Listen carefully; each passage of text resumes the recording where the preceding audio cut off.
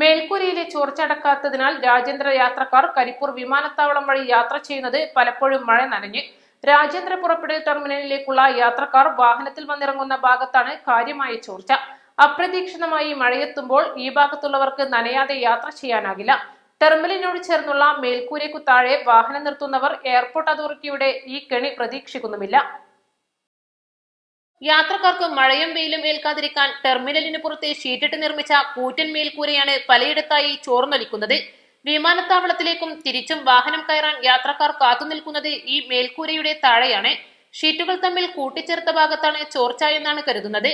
ടെർമിനലിന് മുകളിൽ വീഴുന്ന മഴവെള്ളം ഷീറ്റിന് മുകളിലൂടെ പരന്നൊഴുകി യാത്രക്കാരുടെ ദേഹത്തേക്ക് പതിക്കുകയാണ്. മാത്രമല്ല, താഴെ വീഴുന്ന വെള്ളം പലയിടത്തും കെട്ടിക്കിടക്കുന്നുണ്ട്. അതിനാൽ ലഗേജുമായി ട്രോളി വെള്ളത്തിലൂടെ തള്ളിക്കൊണ്ടുപോകേണ്ട അവസ്ഥയാണെന്ന് യാത്രക്കാർ പറയുന്നു. അറ്റകുറ്റപ്പണി നടത്തി പ്രശ്നം പരിഹരിക്കാത്തതിനാൽ ഒട്ടേറെ പേരാണ് പ്രയാസത്തിലാകുന്നത്.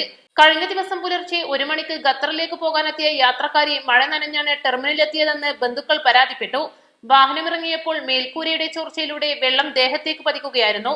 യാത്രക്കാരെ സ്വീകരിക്കാനും യാത്രയാക്കാനും എത്തുന്നവരും മഴ നനയുന്നുണ്ട്. പഴയ ടെർമിനലിലാണ് രാജ്യാന്തര പുറപ്പെടൽ ഭാഗം. ഇവിടെ എത്തുന്നവർ കുട കയ്യിൽ കരുതേണ്ട അവസ്ഥയിലാണിപ്പോൾ. East live, Kondotty.